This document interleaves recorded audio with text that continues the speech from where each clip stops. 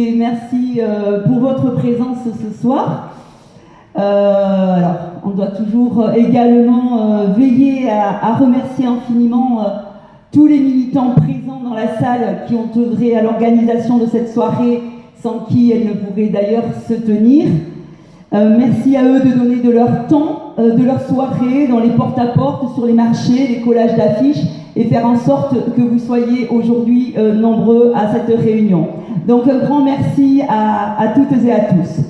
Alors nous sommes ici dans le cadre de la campagne des élections européennes, et je suis fière, nous sommes fiers d'accueillir Younous Omarjee, que je vous demande effectivement d'applaudir.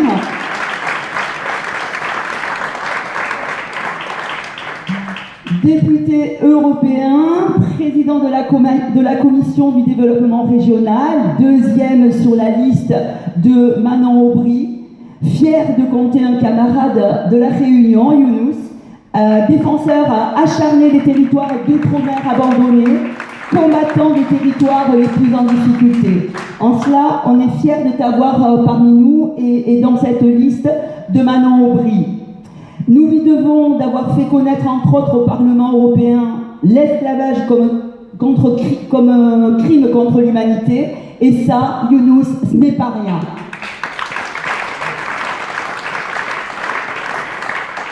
Donc bienvenue, Younous, et c'est un honneur de te recevoir, ici à Bayonne.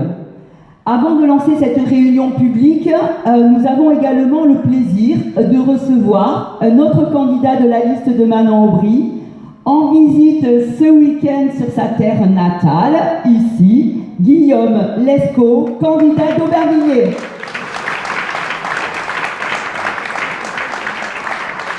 Alors, ce n'était pas prévu, c'est inattendu, mais nous, les imprévus, on n'a pas peur à la France insoumise. Nous avons souhaité lui donner un temps de parole et je vous demande de l'accueillir chaleureusement. Et Guillaume, c'est à toi.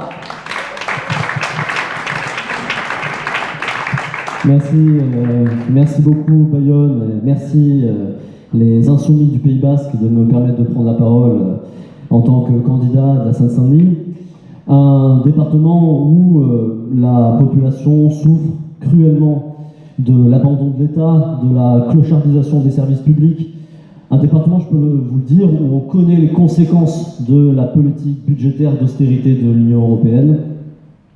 Et à Aubervilliers, en tout cas, dans ma ville, c'est surtout l'école publique et le logement social qui payent les pots cassés de cette politique d'austérité budgétaire, dont l'impact n'est probablement pas grand-chose par rapport aux effets prévisibles du nouveau pacte européen de stabilité et de croissance que Macron veut appliquer avec un zèle implacable, puisqu'il s'est fixé l'objectif d'avoir 2,9% de déficit d'ici 2027.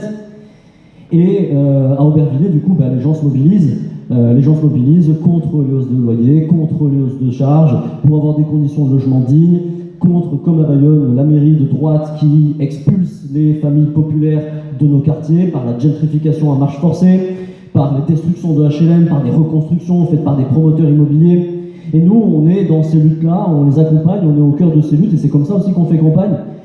Les parents d'élèves, les enseignants aussi se mobilisent en Seine-Saint-Denis dans un mouvement qui est inédit depuis 1998, parce que bon, nous, dans notre académie, la rentrée, ça sera à partir de lundi, le mouvement va reprendre, et j'espère qu'il va se propager dans les autres départements, comme c'était le cas avant les vacances. Il va y avoir des grèves, il va y avoir des écoles désertes, il va y avoir des AG, et en tout cas, les insoumis seront au cœur de ces luttes. Et nous, ça nous permet de faire campagne, ça nous permet d'expliquer aux gens que ça, c'est la politique directe des politiques d'austérité qui sont menées au Parlement européen avec la complicité du Parti socialiste européen.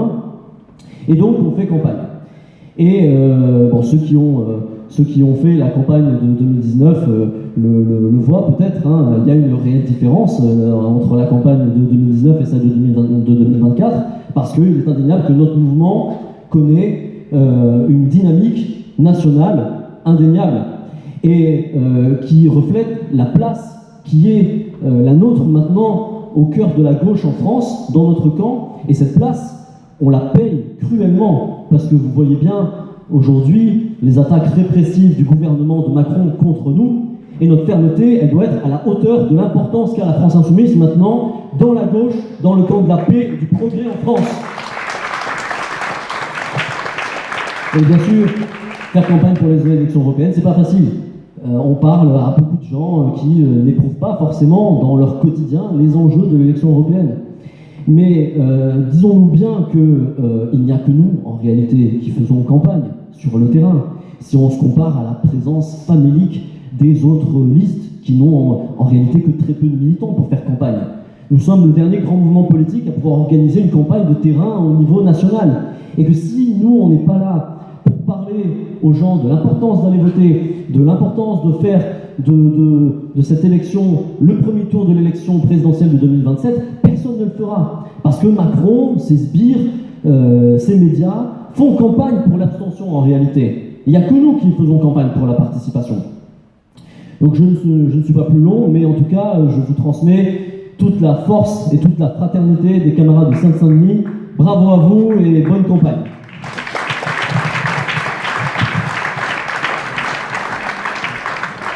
Merci beaucoup Guillaume. On sent la dynamique d'Aubervilliers. J'espère que tu l'as transmise ici aux militants du Pays Basque et du Béarn.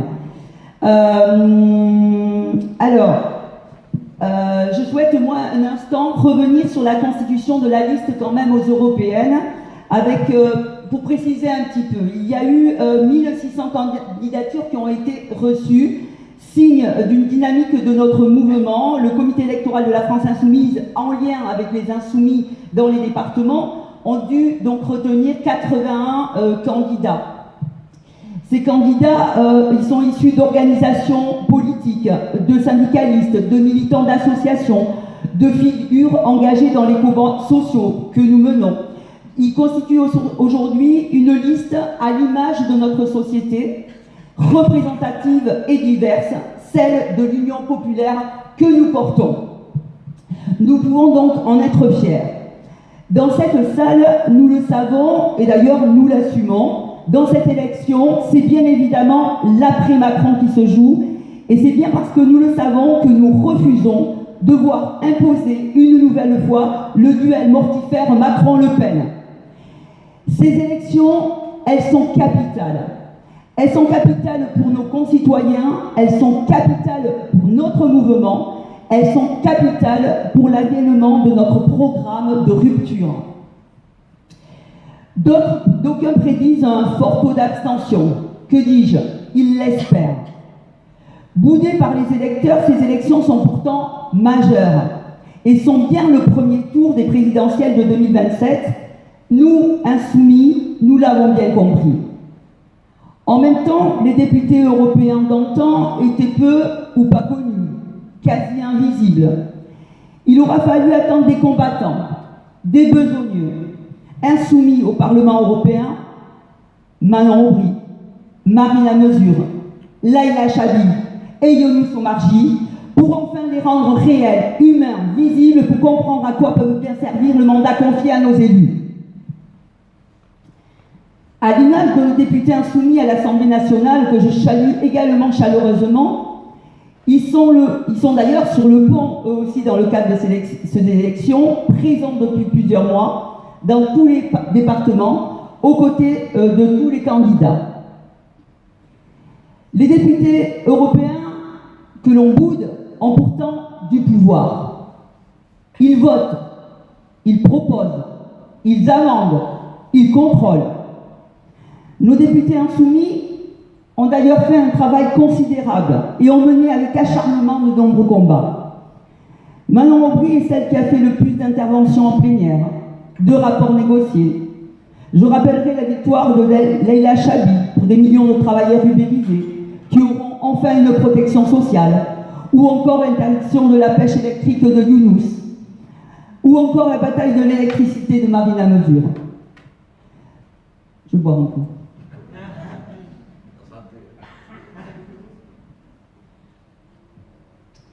Nous le savons, nombre de décisions prises à Bruxelles nous concernent tous. Je pense à l'ouverture à la concurrence du marché de l'électricité, du gaz, du ferroviaire, les politiques d'austérité décidées à Bruxelles, les 10 milliards pour 2024, les 20 milliards pour 2025, annoncés par le ministre Le Maire, avec un vote la semaine prochaine au Parlement sur les règles budgétaires, Younous, tu pourras peut-être en dire un mot. Les coupes budgétaires, dont la rémunération des agriculteurs, la concurrence entre travailleurs. Les coupes budgétaires sur nos services publics, la seule richesse de tous ceux qui n'en ont pas. La bifurcation écologique remise au calendes grec, dont l'interdiction des pesticides qui nous empoisonnent, remise à jamais au lendemain. Le droit à l'IVG en Europe, après notre belle victoire en France, qui a vu l'instauration du droit à l'IVG dans la Constitution, portée par Mathilde Panot. Et enfin, les chemins pour la paix, ou le soutien à la guerre de certains. Alors oui, mes amis, notre bulletin de vote est bien notre arme, celle que chacun peut utiliser pour faire respecter ses droits. Refuser la résignation, refuser l'abstention. Elles ne profiteront qu'aux plus riches et aux racistes. À cela s'ajoutent les 12 millions d'électeurs non inscrits ou mal inscrits. Un Français sur 5 et le silence du gouvernement. Aucune campagne officielle d'information civique alors que la date limite d'inscription est fixée au 3 mai, il faut le rappeler, et même au 1er mai si on s'inscrit en ligne. Alors LFI a lancé une campagne d'inscription sur les listes électorales, provocatrices à l'impact médiatique que nous connaissons. Les riches votent, et toi? Les racistes votent, et toi? T'es où le 9 juin, disent les jeunes insoumis. Le 9 juin, nous allons élire 81 députés européens qui représenteront la France au Parlement européen. Tous les citoyens européens inscrits sur les listes électorales peuvent voter en se rendant dans son bureau de vote muni d'une pièce d'identité. Attention, c'est une élection proportionnelle à un tour seulement. Il n'y aura pas de rattrapage. Il faut le marteler à nos concitoyens. Nous le voyons bien dans nos porte-à-porte, sur les marchés. On nous remercie d'abord d'être sur le terrain, comme l'a dit Guillaume, on ne voit que nous. De grimper les 5 étages pour les rencontrer. On nous remercie aussi pour les informations que nous communiquons sur l'importance majeure de ces élections, sur le vote de nos parlements, de nos eurodéputés insoumis. Nous recueillons beaucoup de promesses d'inscription, de votes acquis, de soutien. Depuis que nous avons commencé cette campagne d'inscription, ce sont 16 000 inscriptions depuis notre site La France Insoumise et près de 27 000 situations électorales qui ont été vérifiées. C'est ça le porte-à-porte. Le travail militant paie. Nous avons axé notre campagne par le porte-à-porte pour l'inscription sur les listes jusqu'au 3 mai à l'attention des quartiers populaires et des jeunes qui ne votent pas, qui ne votent plus, qui n'y croient pas, qui n'y croient plus. Alors parce qu'on ne nous volera pas cette élection, parce qu'on ne se résignera pas à laisser l'extrême droite en tête dans les sondages, on lâchera rien. Nous devons convaincre les électeurs d'aller voter. Un par un, nous devons aller les chercher. Un par un, nous ne pouvons d'ailleurs compter que sur nous. Les retours de nos porte-à-porte ciblés, avec l'outil Toc Toc que nous avons sur l'Action populaire, sont très positifs. Notamment dans les quartiers populaires, je le répète, c'est pourquoi nous devons sans relâche aller au contact des gens, afin qu'ils se saisissent de cette élection et nous donnent la force de défendre le programme de la NUPES, parce que le programme, nous, on l'a déjà.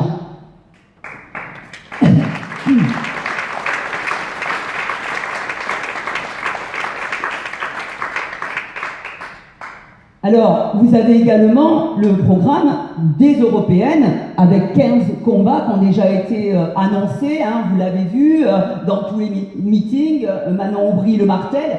Je vous invite donc vraiment à en prendre connaissance, et ne serait-ce que les 15 combats qui sont déjà d'ores et déjà annoncés, donc la baisse du prix de l'électricité d'alimentation, la question des pesticides et du revenu des agriculteurs, la fin du libre-échange, mettre en place une allocation d'autonomie contre la clochardisation de la jeunesse, taxer les riches et les super profits, passer au 100% énergétique renouvelable à l'horizon 2050 etc., etc., etc. Le programme, nous l'avons. Alors, est-ce qu'on continue sur le boulevard de l'austérité qu'on veut nous imposer, le chantage à la dette, au déficit? Est-ce qu'on continue avec le duel Macron-Le Pen ou est-ce qu'on veut tout changer? Il faut répéter, il faut le répéter, il faut demander aux électeurs de venir nous aider à tout changer, de venir aider la liste de l'Union populaire de Manon Aubry pour que le monde change. Ces élections, c'est bien l'après-Macron qui se joue. Le 9 juin, les électeurs auront le choix. Pour nos services publics de proximité, pour l'école, pour l'hôpital, pour l'écologie, pour notre agriculture, pour la baisse des prix de l'alimentaire et de l'énergie.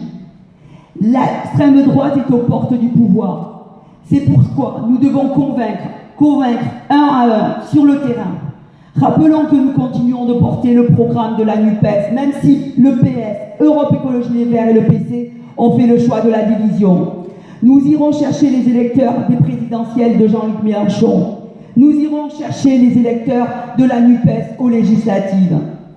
Dans les Pyrénées-Atlantiques, ce sont 100 371 électeurs au deuxième tour, mes amis qui ont voté pour la NUPES et donc pour notre programme. Allons les chercher. Allons les chercher, allons les chercher, allons rechercher ces orphelins de la NUPES pour ces élections européennes. Insistons sur la coalition du PS, des macronistes et de la droite européenne. Insistons sur la cogestion au Parlement européen qu'ils mènent. Le contexte national est explosif. Face aux nouvelles attaques du gouvernement, nous avons des réponses. On nous attaque déjà avec la hausse de la TVA et le gel des pensions retraite. Nous, on propose la taxation des super-profits et des milliardaires. Jeunesse en galère ou alors une allocation d'autonomie pour nos jeunes de 18 à 25 ans. La loi du marché ou les prix du caddie et de l'énergie bloqués. Le libre-échange ou la protection de notre industrie et de notre agriculture. L'empoisonnement aux pesticides et au glyphosate ou des salaires décents pour nos agriculteurs. Gaz et nucléaire ou 100% d'énergie renouvelable. La guerre ou la paix et le cessez-le-feu à Gaza. Mes amis, nous avons le choix. Choisissons, votons et faisons voter Manon Aubry avec l'Union populaire par une campagne de terrain. Nous avons 2 mois pour convaincre. 2 mois. Dégageons-les.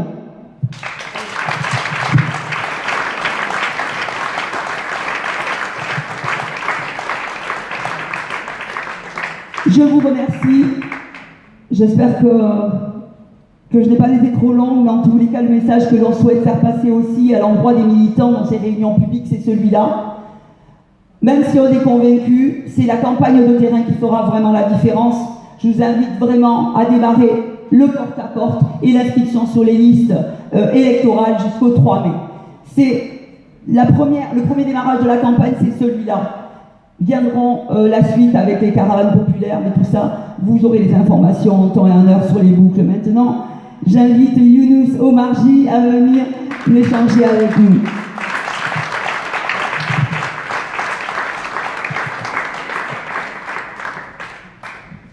Chère Sandra, cher Guillaume, mes chers amis, tout d'abord, permettez-moi du fond du cœur de vous remercier pour votre présence. Et lorsque je vous vois ici réunis un samedi soir, alors que vous pourriez être ailleurs, peut-être regarder un bon film, ou aller au restaurant, ou vaquer à d'autres occupations, mais vous avez fait le choix d'être ici.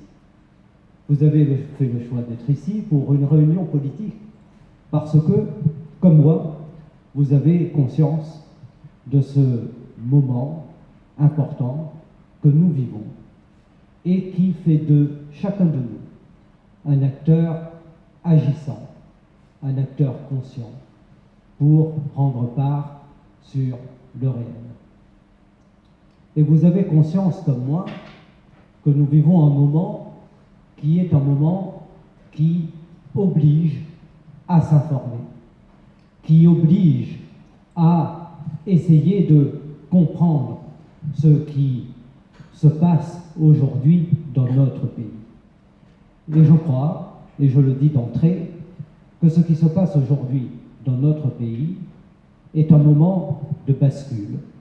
Un moment de bascule qui a peut-être commencé d'ailleurs avec le mouvement des Gilets jaunes, poursuivi avec la répression du mouvement social, en particulier au moment de la réforme des retraites, et qui aujourd'hui atteint un niveau excessivement inquiétant dans la mise en cause des libertés démocratiques et des libertés individuelles.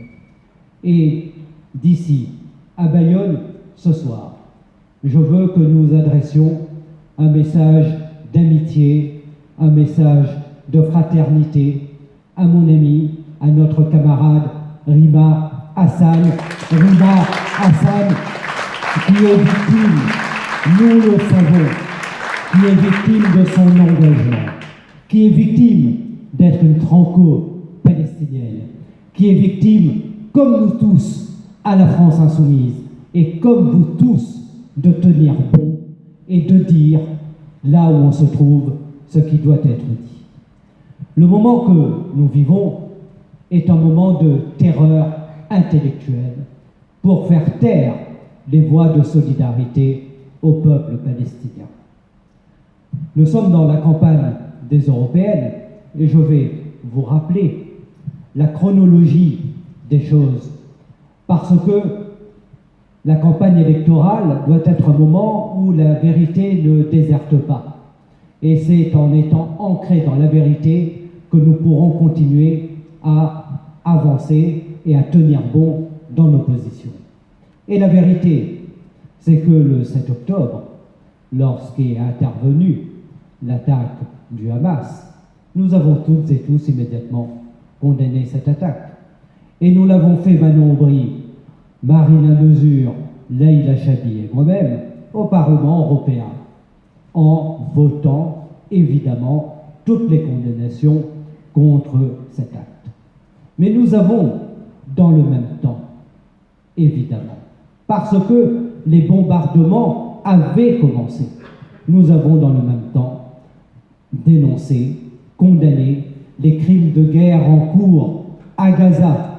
Et plusieurs mois après, aujourd'hui, le résultat, c'est plus de 33 000 morts à Gaza, plus de 12 000 enfants assassinés, et en même temps, toute l'humanité qui se meurt.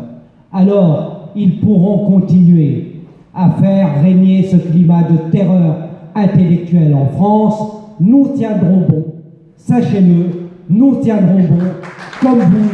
Nous ne nous tairons pas et nous continuerons à dénoncer la pente génocidaire prise aujourd'hui par le gouvernement Netanyahou.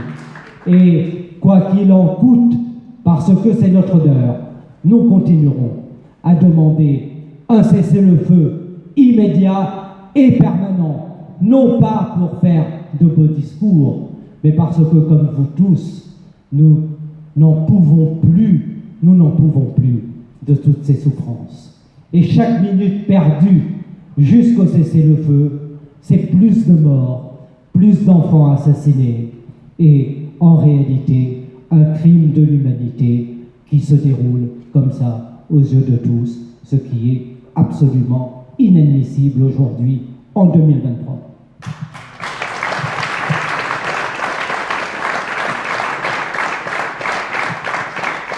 Ce climat de terreur intellectuelle dit en réalité beaucoup. Il dit beaucoup d'abord sur l'effondrement moral que nous avons vu avec Manon, Marina et Leïla, l'effondrement moral de l'Union européenne. Parce que, souvenez-vous, au même moment, la guerre faisait rage en Ukraine.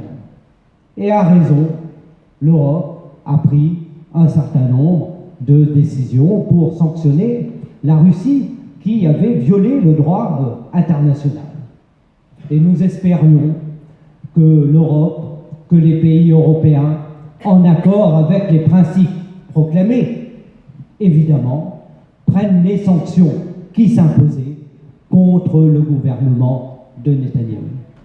Mais il n'en a rien été. Et ce que nous avons vu, c'est une solidarisation totale des gouvernements européens et des institutions européennes avec ce régime de Netanyahou et ce droit qui lui a été donné dès le départ à se défendre envers et contre toutes les règles du droit international. Et c'est pourquoi je dis que nos dirigeants européens sont toutes et tous complices des crimes de guerre qui sont commis en Palestine, sont toutes et tous complices du génocide qui est aujourd'hui en cours et qu'ils pourraient leur en cuire parce qu'ils pourraient demain être traduits devant les cours pénales internationales qui auraient à juger de ce crime contre l'humanité. Eh bien, nous avons vu l'effondrement moral de l'Union européenne parce que nous avons déposé dès le départ des résolutions pour demander d'abord le cessez-le-feu immédiat et permanent. Et figurez-vous, et c'est cela, la terreur intellectuelle, que d'abord tout a été fait pour que ces résolutions ne soient pas déposées et pour que ces débats n'aient pas lieu.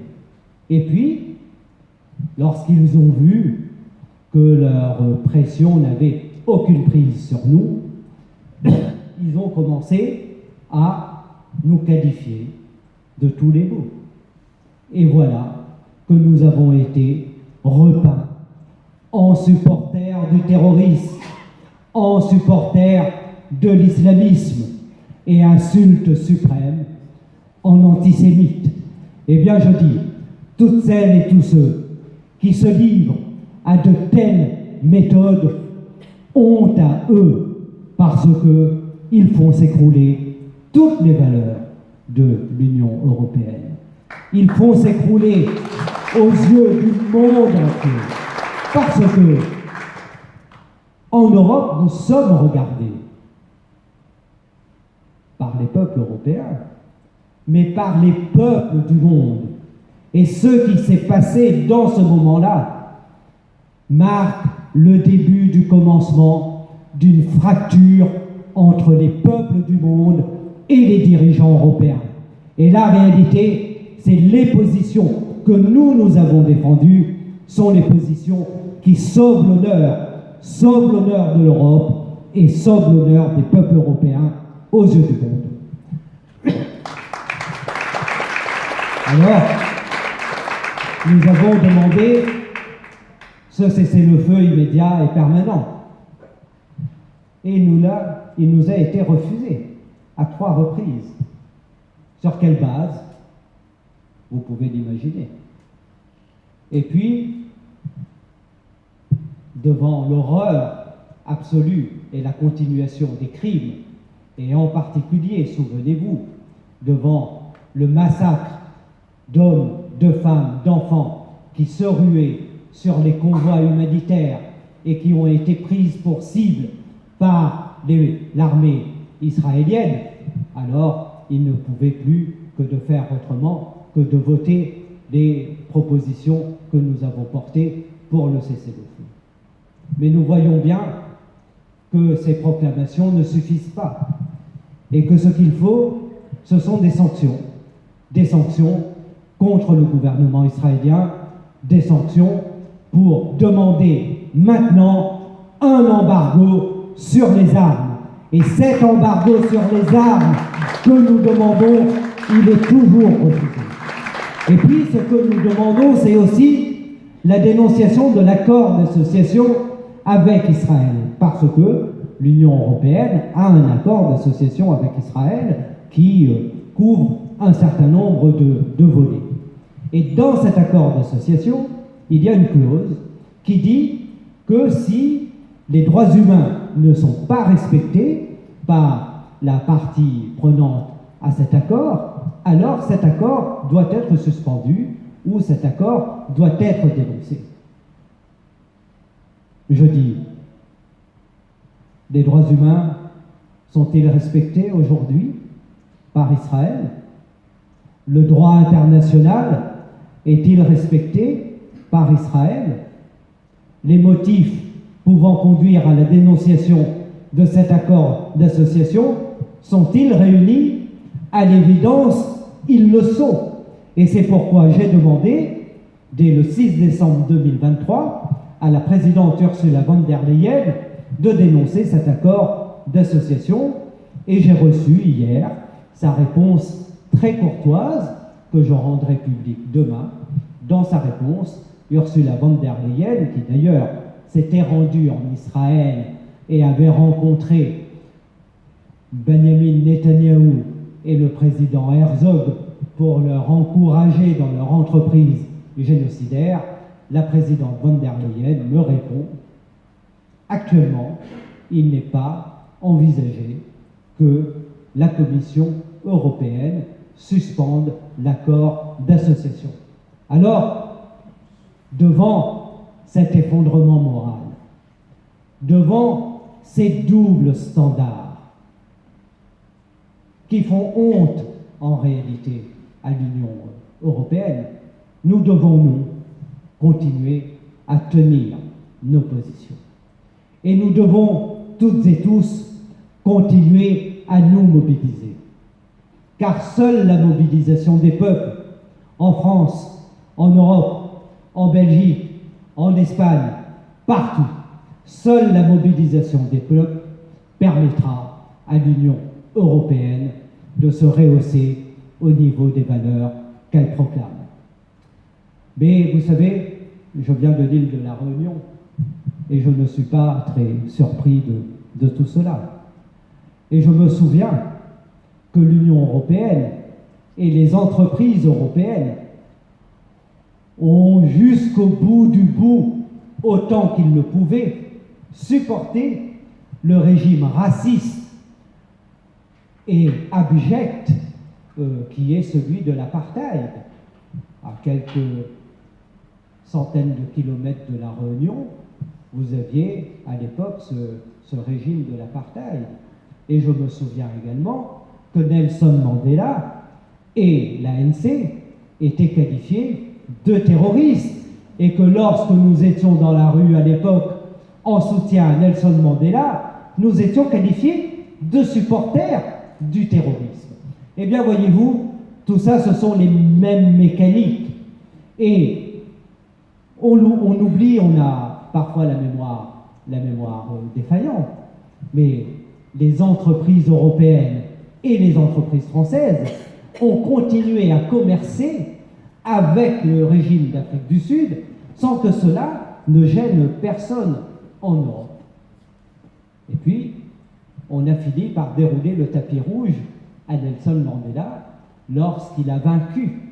Eh bien, je dis, vive la Palestine libre, vive la Palestine vivra, la Palestine vaincra, et viendra le temps où sera réalisée l'égalité des droits, et viendra le temps où la colonisation sera battue, et viendra le temps pour les Palestiniens de la liberté.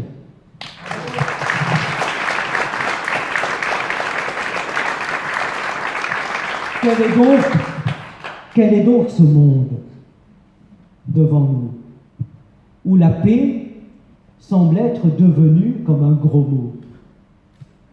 Enfin, ce discours et les discours que nous tenons avec Manon dans le Parlement européen ne sont pas des discours révolutionnaires.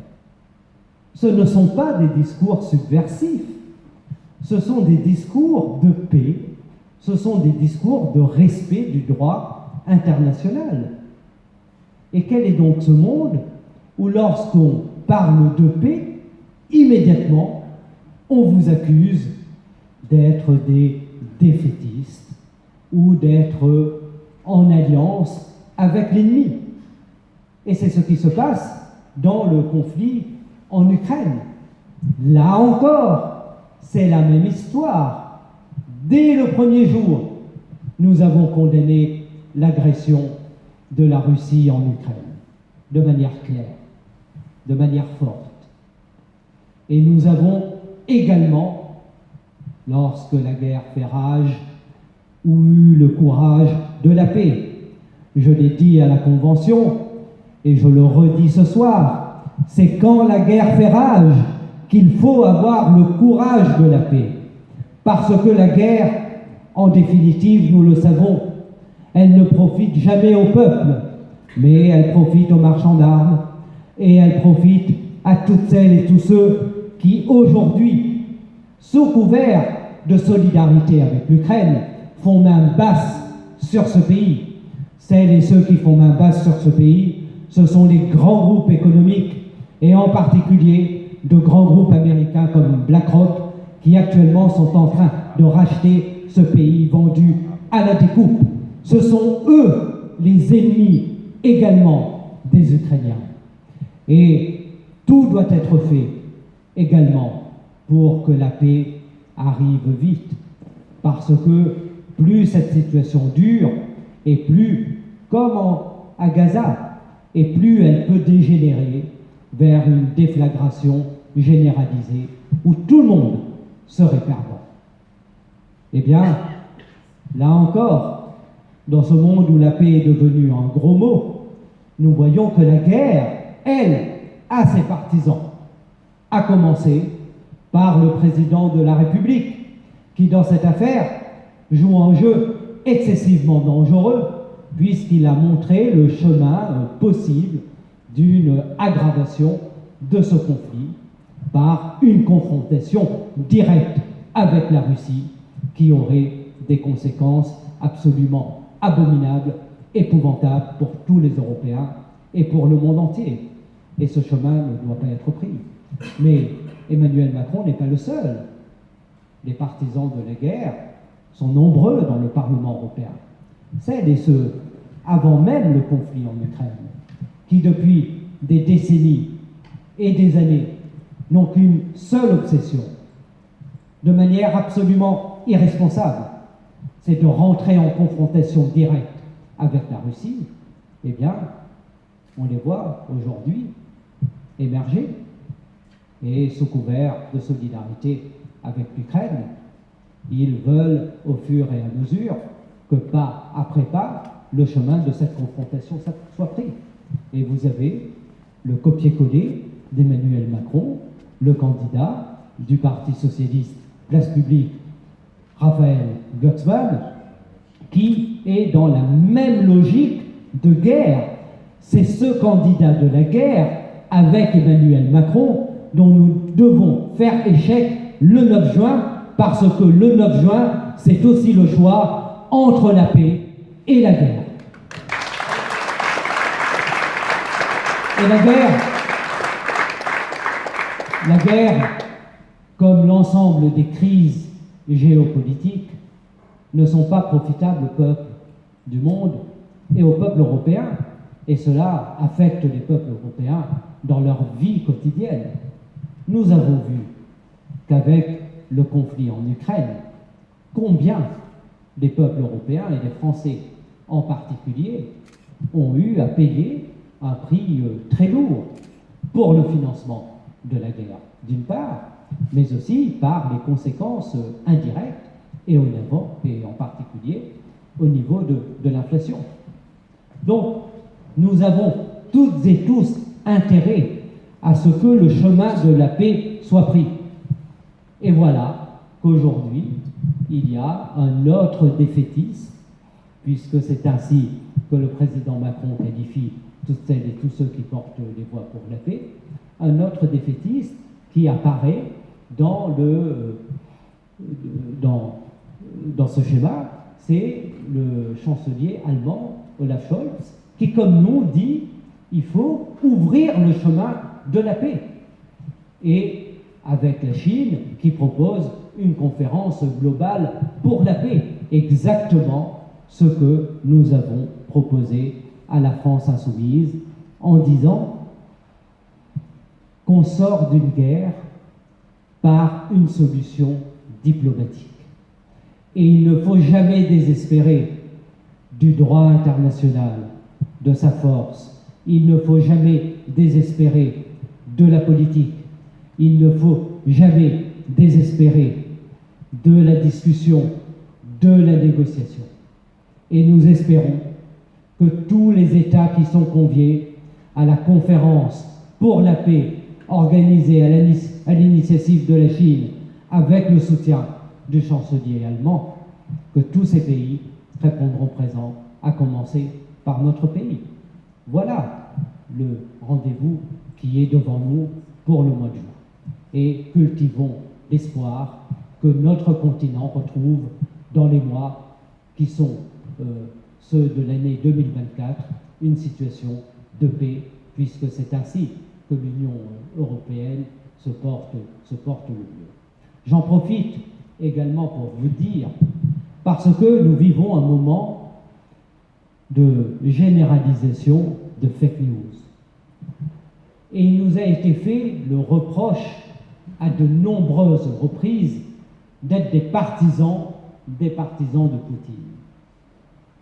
La réalité est exactement l'inverse, puisque pendant que les autres font de grands discours, nous, à la France Insoumise, nous sommes en solidarité avec les opposants de Vladimir Poutine.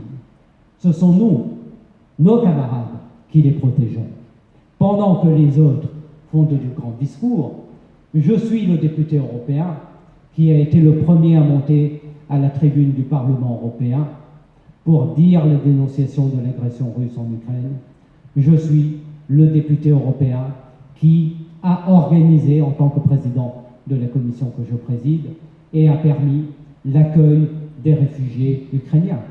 Et je suis celui qui a été invité par les autorités ukrainiennes pour travailler avec elles sur la reconstruction de l'Ukraine. Donc je n'ai aucune leçon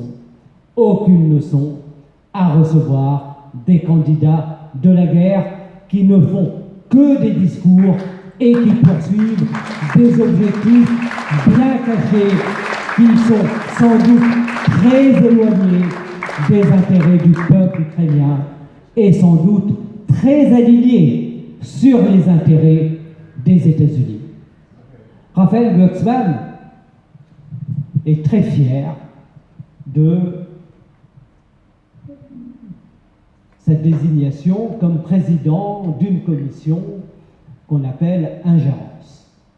Et c'est vrai qu'il a présidé cette commission spéciale pendant quelque temps, commission temporaire, sur les ingérences des pays étrangers dans les affaires de l'Union européenne et dans le fonctionnement de nos institutions. C'est une grande affaire. Et il est vrai que les ingérences des États étrangers sont insupportables. Et nous le refusons. Bien sûr qu'il faut combattre les ingérences de tous les pays. Il y a d'évidence des ingérences de la Russie. Il faut les dénoncer et il faut les combattre. Il y a d'évidence des ingérences de la Chine. Il faut les dénoncer et il faut les combattre. Ce que Raphaël Glucksmann a fait dans le rapport qu'il a rendu et qu'il a fait adopter par le Parlement européen. Mais j'ai bien lu ce rapport, et c'est la raison pour laquelle, d'ailleurs, je ne l'ai pas approuvé, mais je me suis abstenu, parce que j'ai noté une curiosité, et je me suis étonné que dans ce rapport, pas une fois, pas une ligne, pas un mot, il n'était fait mention de l'ingérence des États-Unis. Enfin, tout le monde sait que les États-Unis ont espionné les pays européens. Et comment se fait-il que dans une commission, un travail sérieux sur les ingérences des pays étrangers, la question de l'ingérence des États-Unis ne soit pas évoquée? Vous ne trouvez pas ça curieux? Et puis, pas une fois dans ce rapport, pas une page, pas une ligne, pas un mot, en dehors de Pegasus, il n'est évoqué la question de l'ingérence d'Israël dans les institutions européennes et en particulier au Parlement européen. N'y a-t-il pas matière à se poser la question sur une forme d'entrisme d'un certain nombre d'intérêts de l'État d'Israël dans nos institutions? N'y a-t-il pas intérêt à se poser la question s'il peut exister des pressions sur un certain nombre de parlementaires européens pour qu'ils puissent déposer des amendements comme ça, ou qu'ils puissent voter dans un sens qui converge avec les intérêts de cet État? N'y a-t-il pas matière à se poser la question? Alors pourquoi le candidat de la guerre n'évoque ni la question des États-Unis, ni la question d'Israël, et fait une focalisation sur la Russie et sur la Chine? Tiens donc, c'est exactement la ligne des États-Unis. Se focaliser sur la Russie et se focaliser évidemment sur la Chine. Et là encore, si nous sommes attachés à la paix du monde, nous devons, nous, en tant que Français, ne pas nous aligner sur les visions américaines d'une confrontation avec la Chine, parce que notre pays a été celui qui a reconnu le premier de tous les pays au monde, la République populaire de Chine. Et notre pays est une puissance mondiale présente dans le Pacifique et dans l'océan Indien. Et nous n'avons aucun intérêt à une telle confrontation avec la Chine. Nous avons le devoir d'une discussion toujours exigeante avec tous les pays et aussi avec la Chine sur la question des droits humains. Mais ce que je constate, c'est qu'il y a une très grande proximité aujourd'hui entre l'autoritarisme de certains pays, l'autoritarisme de certains dirigeants européens et les méthodes qui sont en cours en Chine. Vous l'avez vu, cette restriction des libertés pendant la période du Covid, et puis ces petites mesures au fur et à mesure où et encore Gabriel Attal aujourd'hui, maintenant avec les élèves, où on veut distinguer le bon citoyen du mauvais citoyen, celui qui a le bon comportement et celui qui a le comportement déviant, et en fonction de cela, lui ouvrir des droits parce qu'il n'a pas été au rendez-vous de ses devoirs. Eh bien, ce n'est pas cela, la République française. La République française reconnaît des droits universels à tous ses citoyens. Et nous refusons une société qui soit fondée sur les devoirs et qui soit fondée, parce que nous en prenons le chemin, sur le contrôle toujours un peu plus renforcé des citoyens français. Cette société du contrôle, nous la refusons. Et ce sont des questions qui se jouent dans le Parlement européen, parce qu'elles viennent en atteinte aux libertés fondamentales. Lorsque nous avons commencé cette campagne électorale, je crois que nous étions loin, et la campagne est loin d'être finie, nous étions loin d'imaginer que nous allions être rattrapés à ce point, à la fois par les questions internationales, mais aussi par la question des libertés démocratiques et des libertés politiques partout en Europe et en France également. Partout en Europe, parce que vous le voyez comme moi, le fond de l'air est nauséabond et le fond de l'air est dangereux.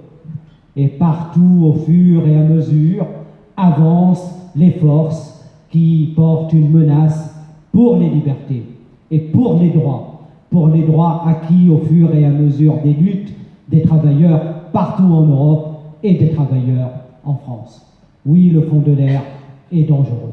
Le fond de l'air est dangereux parce que des forces nationalistes, des forces identitaires, des forces nationalistes identitaires alliées aux forces de l'argent sont aujourd'hui rentrées en marche pour faire émerger une société de la réaction. La réaction, elle est aujourd'hui globale, à l'échelle planétaire et plus encore en Europe. Donc c'est un moment historique que nous vivons. Et ces élections européennes s'inscrivent dans ce moment.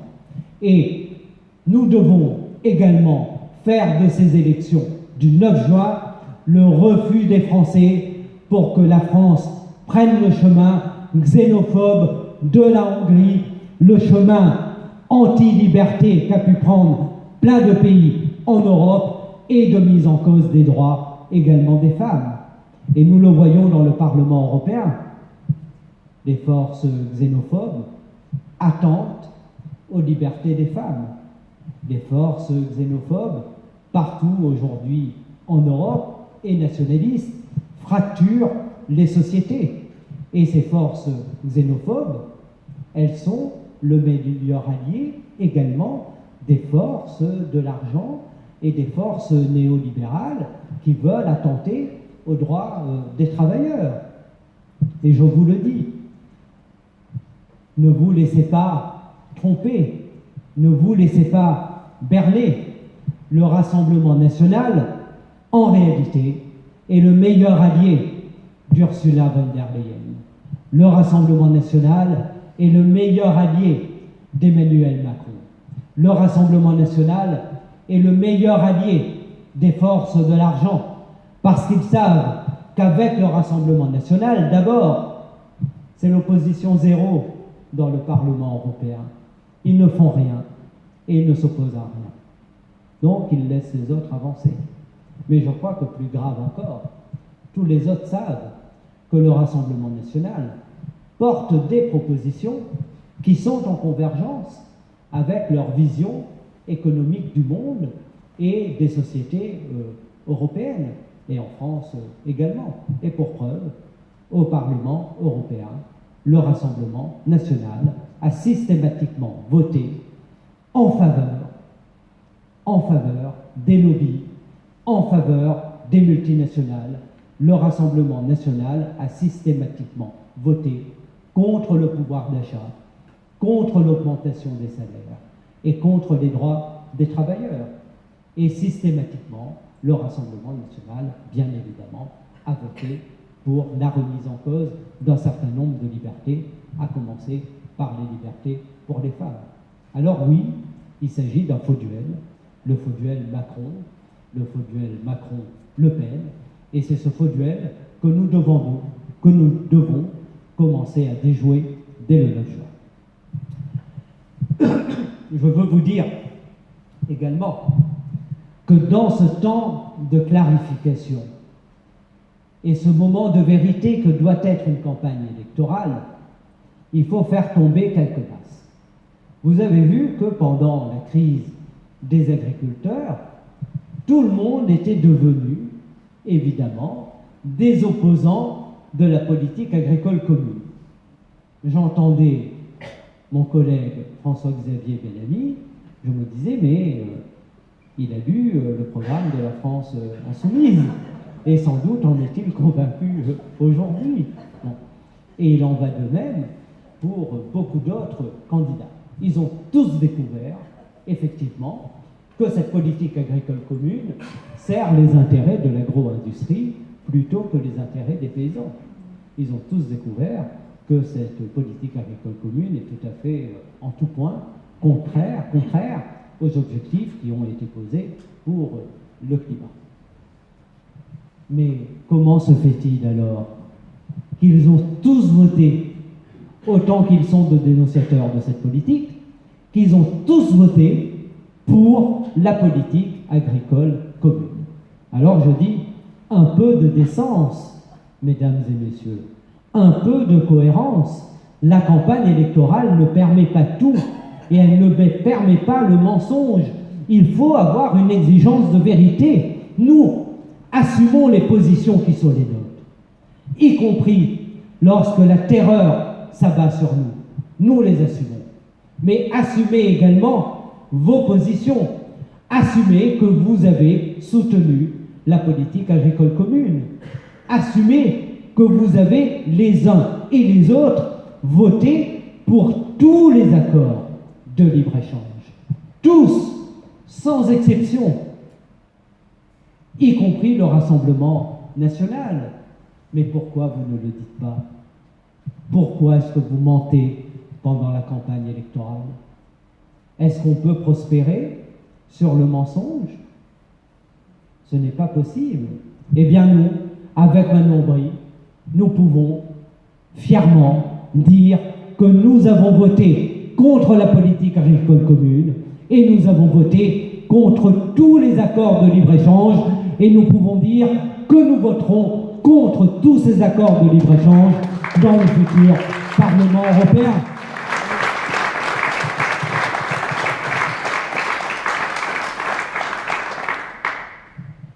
Et ce travail de clarification et ce travail de vérité, il s'adresse aussi et surtout, d'ailleurs, aux candidats socialistes, copier-coller d'Emmanuel Macron, Raphaël Glucksmann, parce qu'il découvre aujourd'hui, évidemment, que la Commission européenne poursuit une politique qui ferme la porte du progrès social partout en Europe. Bon, très bien. Mais alors, pourquoi est-ce que le Parti socialiste et les socialistes et démocrates européens ont-ils voté pour la nomination d'Ursula von der Leyen à la tête de la Commission européenne? Il faut le dire aux Français. Il ne faut pas se cacher. Soyez fiers de vous, soyez fiers de votre soutien à Ursula von der Leyen. Assumez-le. Le groupe socialiste au Parlement européen a voté pour la Commission von der Leyen. Et il est normal, parce que ce sont des gens qui ont quelques principes, qu'après avoir voté pour Ursula von der Leyen, pendant les 5 ans, ils ont voté toutes les propositions de la Commission européenne. Et Ursula von der Leyen peut les remercier de leur gratitude, peut les remercier d'être en cohérence avec leur engagement. C'est ce qu'ils ont fait pendant les 5 ans. Et voilà qu'ils viennent me dire aujourd'hui, nous allons faire l'Europe sociale. Mais pourquoi ne l'ont-ils pas fait avant, alors qu'ils étaient aux manettes? Quand je dis qu'ils étaient aux manettes, c'est la réalité, les gens ne le savent pas. D'abord, depuis 30 ans, l'Europe est co-gérée par les socialistes et les libéraux. Ils sont en alliance. Aujourd'hui, les socialistes en Europe sont en alliance avec les macronistes et avec la droite. C'est leur choix, c'est comme ça. C'est cette alliance qui existe dans le Parlement européen et qui fait leur majorité. C'est ça la majorité du Parlement européen. Et pourquoi Raphaël Glucksmann ne dit-il pas que dans la Commission européenne, vous avez des commissaires socialistes, et non des moindres. Hein. Le premier vice-président, qui n'est plus en poste aujourd'hui parce qu'il est reparti au Luxembourg, c'est, ou aux Pays-Bas, c'est M. Timmermans, qui est membre du groupe socialiste européen. Socialiste. Le commissaire aux affaires sociales et à l'emploi, que Leïla Chaibi a réussi à convaincre pour le dépôt d'une directive sur les travailleurs de plateforme, alors qu'il n'y consentait pas du tout au départ, c'est le luxembourgeois M. Schmitt. Mais le pire, c'est que dans la Commission européenne, celui qui a le portefeuille de l'économie, c'est le socialiste italien, M. Paolo Gentiloni, qui fait d'ailleurs campagne en Europe actuellement avec Raphaël Glucksmann. Eh bien, il ne faut pas avoir honte de ses amis, il faut les assumer. Et la réalité, c'est que dans la Commission européenne, celui qui a porté les mesures d'austérité budgétaire et celui qui porte actuellement le retour des mesures d'austérité budgétaire, c'est un socialiste, soutien des socialistes français et de place publique, M. Paolo Gentiloni, allié de M. Glucksmann. Alors comment peut-il dire aujourd'hui qu'il est contre le pacte de stabilité budgétaire, alors qu'ils l'ont pensé, qu'ils l'ont travaillé pendant ces 5 années? Un peu de cohérence, un peu de vérité. Quand on s'autoproclame de grandes vertus, eh bien, la première des vertus, c'est de dire la vérité aux Français à qui on s'adresse pendant une campagne électorale. Eh bien, il faut que M. Glucksmann dise que le commissaire socialiste avec lequel il fait campagne est celui qui propose aujourd'hui le retour des mesures du pacte de stabilité budgétaire. Et c'est excessivement grave, parce que le pacte de stabilité budgétaire, c'est la mère de bataille. Manon Bry a raison de dire que ce 9 juin sera un référendum contre ce pacte de stabilité budgétaire. Pour les Français, cela nous renvoie au vote concernant le référendum sur le traité de l'Union, où nous avons dit non à ces mesures. Et nous avons dit non à ces mesures parce que ces mesures, elles ont la prétention de mettre un point final à l'histoire du progrès social en Europe, en instaurant des critères absurdes sur la dette et sur le déficit pour contraindre les États à engager des économies dans tous les secteurs et en particulier en faisant des économies dans les secteurs essentiels et dans les services publics. La finalité, et vous devez le comprendre, la finalité, c'est la mise en cause de ce modèle européen de l'État-providence. L'État-providence, c'est une affaire qui est une affaire européenne. Les anglo-saxons, ils ont un autre modèle. Mais l'État-providence, c'est une affaire européenne. Et les services publics, c'est une affaire européenne et une affaire française. Et l'objectif, c'est de réduire partout, par des économies, partout les services publics pour faire place nette pour les marchés.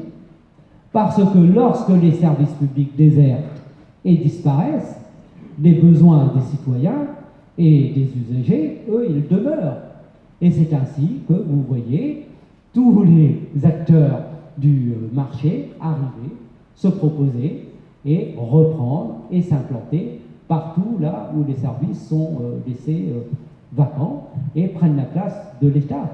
Mais ils le font à des conditions défavorables pour les citoyens, à des conditions défavorables pour les travailleurs et à des conditions défavorables pour les usagers.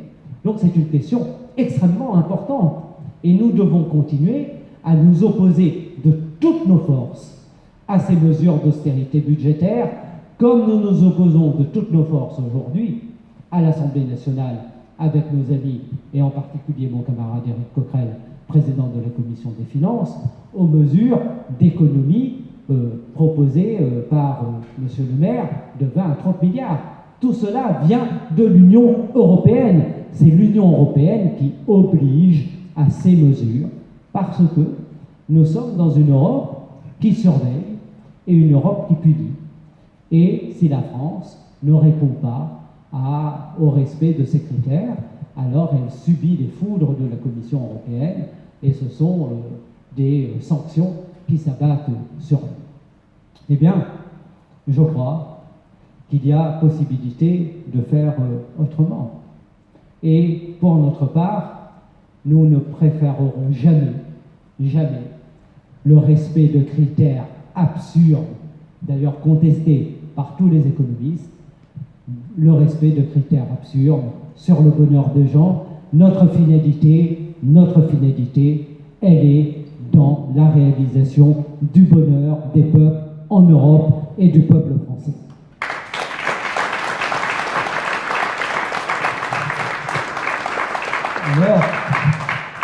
Alors oui, ce temps de vérité, il oblige à avancer avec des propositions claires et aussi avec des députés qui font ce qu'ils ont annoncé, comme nous l'avons fait dans le Parlement européen avec mes collègues Manon Aubry, Marina Mesure et Leïla Chaibi.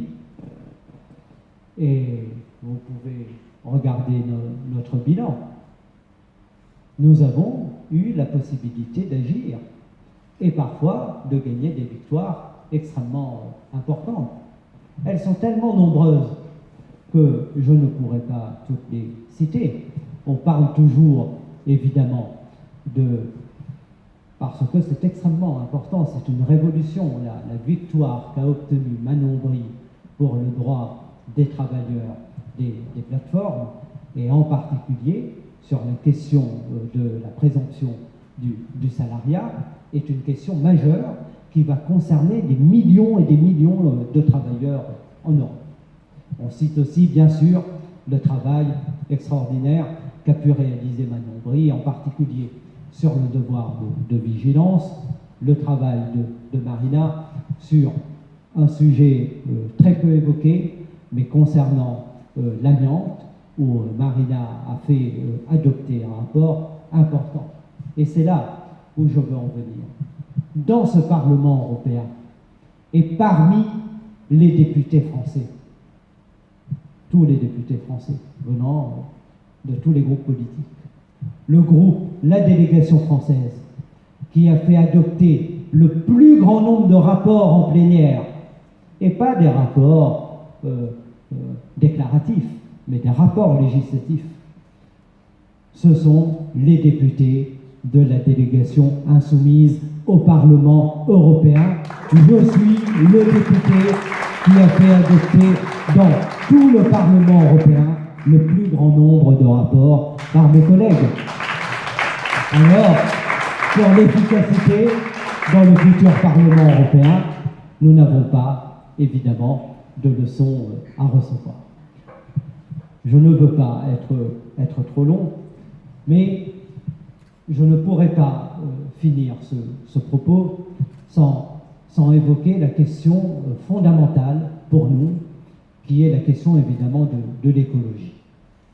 Parce que bien sûr, cette campagne est rattrapée par beaucoup de questions, mais la question écologique a été au cœur de la campagne de Jean-Luc Mélenchon pour la présidentielle, elle a été au cœur des propositions de nos candidats pour les législatives, et elle reste au cœur de nos propositions pour les européennes. Et en particulier, des propositions qui sont les nôtres pour, évidemment, faire continuer à faire prendre conscience d'abord qu'il n'y a pas de possibilité de compatibilité entre les modes de production actuels, la conception que nous avons du progrès, du développement et de la croissance, et le maintien des grands équilibres naturels. Il n'y a pas de compatibilité possible. Il faut changer d'optique, parce que le capitalisme est à l'origine de ces désordres à l'échelle globale. Il faut le dire. Et s'il faut dire que nous sommes des anticapitalistes, alors oui, nous sommes des anticapitalistes. Parce que les désordres du monde, les désordres aujourd'hui qui portent la question de la survie des espèces et de la survie de l'espèce humaine, elle vient de ce mode de ce système capitaliste et de ces modes de production. Et si nous continuons ainsi, alors nous serons comme les aveugles, conduits comme les aveugles qui marchent vers le précipice, comme le dit la parabole de Saint Jean. Et c'est cela que nous voyons. Des aveugles conduits par des aveugles qui marchent vers le précipice. Mais peut-être que ce n'est pas cela en réalité. Parce que nous sommes aujourd'hui moins aveugles que nous ne l'étions hier. Parce que nous savons. Nous savons. Parce que nous sommes éclairés par la science. Et nous sommes éclairés par les travaux du GIEC. Et les travaux du GIEC nous disent, vous continuez ainsi, oui, c'est le précipice. Alors notre responsabilité et notre culpabilité est double, parce que nous savons, et nous ne changeons pas de trajectoire. Et le temps qui est devant nous pour changer, pour bifurquer, comme dit Jean-Luc Mélenchon, le temps qui est devant nous se rétrécit de plus en plus. Et c'est aussi en Europe que nous devrons continuer à agir pour que ce changement de trajectoire puisse s'opérer. Et nous l'avons vu pendant cette législature avec la loi pour la restauration de la nature. Cette loi, elle aurait pu, elle a été adoptée, je veux rappeler ici que s'il n'y avait pas eu le vote des députés de la gauche au Parlement européen, cette loi n'aurait pas été adoptée. Mais nous avons la possibilité, parce que nous allons demain être un groupe de plus en plus charnière dans le Parlement européen, à rehausser toutes les ambitions écologiques dans les politiques européennes. Mais pour notre part, nous refusons le greenwashing, le Green New Deal de la Commission européenne, supporté par les Verts et supporté par les socialistes européens. Ce que nous proposons, nous, c'est un autre chemin pour de véritables ruptures sur ce plan. Et la situation est absolument catastrophique. Tu as rappelé tout à l'heure que j'avais fait adopter l'interdiction de la pêche électrique en Europe. Mais la réalité, c'est que si nous continuons au rythme de prédation actuelle des grands fonds marins, il n'y aura plus on est en 2024, hein, je répète cette phrase, ça fait déjà 5 ans que je le dis. Bon, le temps passe et plus le temps passe, plus on continue dans les crimes. Mais si nous continuons au rythme de prédation actuel, il n'y aura plus un seul poisson, ni crustacé, ni coquillage connu pour la pêche commerciale avant 2050. Ce n'est pas moi qui le dis, c'est une étude de Nature qui a été reprise d'ailleurs par l'ONU. Et qu'en sera-t-il aussi de nos pêcheurs, et en particulier de nos pêcheurs artisans? Qu'en sera-t-il également de nos flottes de pêche? Parce que plus de poissons, plus de pêcheurs. Alors, oui, les pêcheurs ont intérêt aussi à changer de modèle et à avoir des activités qui soient au moins prédatrices. Parce qu'aujourd'hui, évidemment, ce qui prévaut, c'est la recherche permanente du profit et du profit dans le temps le plus court, en faisant évidemment totalement l'impasse sur les questions du vivant. Et ces questions du vivant font de notre délégation insoumise et de notre groupe au Parlement européen le groupe sans doute qui est le plus animaliste également, et nous en sommes très fiers. Nous sommes rentrés dans la 6e vague d'extraction des espèces. L'enjeu de la préservation de la biodiversité est un enjeu majeur, de même que nous considérons qu'une nouvelle civilisation, une nouvelle forme d'humanisme doit émerger dans le rapport que nous devons avoir de différent avec les espèces animales. J'avais dit devant les francs-maçons qui m'avaient invité pour faire un discours, j'avais dit les espèces animales, j'avais oublié les espèces végétales et minérales, et ils m'ont dit mais vous devez aussi parler des espèces minérales. On verra ça plus tard, mais au moins pour les espèces animales, nous avons aujourd'hui le devoir de repenser notre relation et évidemment de respecter la sensibilité animale. Le 9 juin, nous le disons, nous avons besoin de la force des Françaises et des Français pour tout changer. Et lorsque nous disons cela, nous tentons de montrer un chemin qui dépasse aussi les seules élections européennes. Parce que, je vous l'ai dit en début de propos, la force de tout changer, c'est la force de tout changer en Europe, mais c'est aussi la force de tout changer dans notre pays.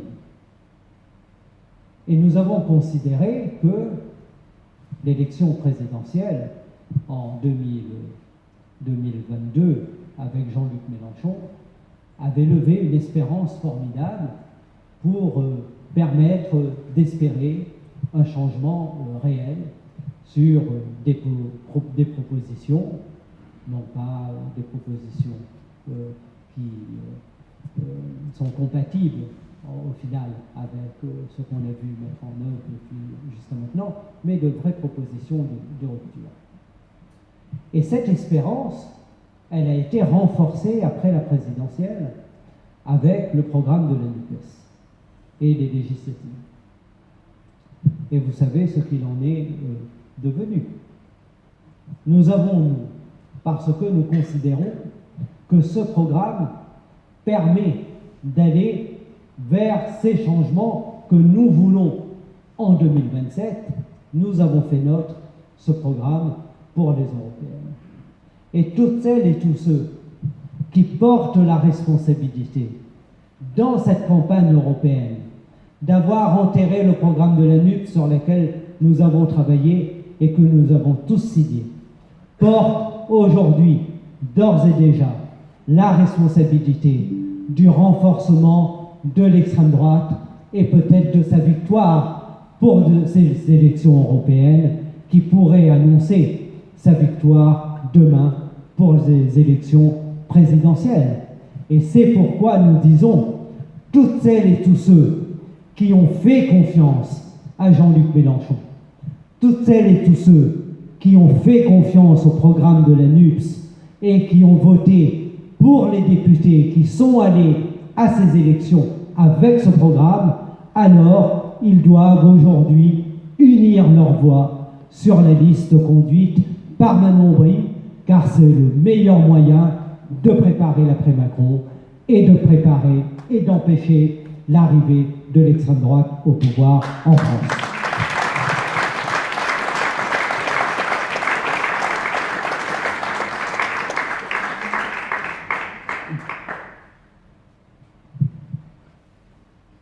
Il est parfois difficile pour un député européen de faire la leçon aux citoyens qu'il rencontre pendant la campagne pour dire qu'il faut aller voter pour les élections européennes, tant les institutions européennes font tout parfois pour se faire détester, et on l'a bien vu avec Ursula von der Leyen, tant ces institutions européennes semblent éloignées de la réalité des souffrances et des aspirations des Français. Et c'est pourquoi, dans cette campagne, nous disons et nous répétons que ce sont des enjeux extrêmement concrets qui se jouent concernant le pouvoir d'achat, concernant la jeunesse de notre pays. Je disais il y a quelques jours à Nantes et à Chaumont en Haute-Marne, il y a un enjeu qui est majeur, c'est celui de la possibilité pour la jeunesse de pouvoir aujourd'hui vivre et travailler au pays et dans sa région. La réalité, c'est qu'en Europe, aujourd'hui, partout, les territoires se dépeuplent, les jeunes s'en vont, considérant qu'il n'y a pas de futur possible, d'espérance de vie possible là où ils se trouvent, et considérant qu'il y a un avenir meilleur toujours ailleurs. Et ce no-futur pour les jeunesses des zones périphériques en France ou des régions qui sont parfois en piège de développement et éloignées des grands centres urbains, eh bien, nous devons, au niveau européen, pouvoir enrayer et considérer que ce mot d'ordre, il y a des gens de ma génération dans cette salle aussi, que ce mot d'ordre tiers-mondiste, pouvoir vivre et travailler au pays, doit redevenir d'une actualité en Europe, parce que nous souffrons tous de voir nos territoires dépeuplés de sa jeunesse et dévitalisés. Ça, c'est un enjeu qui est un enjeu extrêmement important. Et puis, dans les enjeux concrets, il y a aussi la question du logement. Dans les porte-à-porte que nous faisons, les questions qui nous sont posées, c'est la question du pouvoir d'achat, nous en avons parlé, et la question du logement. Et là encore, je veux dire qu'il y a beaucoup de choses qui se décident au niveau européen. Regardez aujourd'hui les jeunes couples qui travaillent, qui ont parfois 2 contrats de travail. Ils aspirent à fonder une vie, avoir des enfants, avoir un projet de vie et à devenir propriétaires pour ceux qui travaillent. Mais la réalité aujourd'hui, pour les jeunes, comme pour les moins jeunes d'ailleurs, acheter est devenu chose impossible parce que les banques ne prêtent plus. Les banques prêtent, bien sûr, aux multinationales. Alors ça, il y a eu tellement de cadeaux faits, bon, qui continuent. Mais ils ne prêtent plus aux jeunes ou aux ménages qui ont un projet. Et les taux d'intérêt sont des taux qui sont à des niveaux records. Ils vont peut-être baisser un petit peu, mais ils vont remonter très vite. Et ça, c'est le résultat de la politique de la Banque centrale européenne. C'est une question qui est une européenne par rapport aux difficultés aujourd'hui d'avoir un emprunt, d'aider les ménages, d'aider les petits artisans qui ont des projets d'investissement, d'aider les petites entreprises. Et il ne sera pas possible de revitaliser les économies en Europe, et en particulier dans les territoires, si on ne change pas de politique au niveau de la Banque centrale européenne, comme nous le proposons. Ça, ce sont des enjeux concrets. Ça, ce sont des questions. Qui en parle pendant cette campagne des européennes? D'ailleurs, qui fait campagne? Qui avance des propositions? Vous avez remarqué que le Rassemblement national ne fait aucune proposition et ne fait pas campagne. En réalité, ils sont abonnés à l'école buissonnière pour tout, puisqu'au Parlement européen, c'est la même chose. Pendant 5 ans, ils n'ont pas travaillé et ils n'ont fait aucune proposition, ils ne font strictement rien, mais cela leur rapporte. Et quelles sont les propositions réellement? Où est le programme du Parti socialiste? Quelles sont les propositions sur toutes ces questions? Il n'y en a pas. Je crois que la force de Manon Bry et de notre liste, c'est d'avoir mis des propositions sur la table, que l'on en discute, qu'il y ait des débats, qu'on essaie d'approcher cette vérité dont je vous parlais au départ, qu'il y ait la confrontation entre les idées, des échanges d'arguments, et non pas une campagne qui atteint aujourd'hui des niveaux souterrains pour nous amener, nous déporter sur un certain nombre de considérations qui n'ont pas d'autre objectif que de nuire à notre tête de liste et à la France insoumise. Parce que, et je terminerai comme j'ai commencé, dans cette affaire absurde de convocation de Rima Hassan, totalement grotesque, il y a bien sûr la volonté d'intimider les partisans de l'égalité, les partisans de la justice et les partisans de la paix, et toutes celles et tous ceux qui sont en solidarité avec le peuple palestinien. Bien sûr qu'il y a de cela. Mais il n'y a pas que cela. On s'en prend aussi à une candidate pendant des élections. Et vous avez vu les gros titres, Rima Hassan, candidate sur la liste de Manon Bry, convoquée à la police pour un motif très infamant. Eh bien, est-ce qu'on ne porte pas atteinte à la sincérité du scrutin, d'ores et déjà?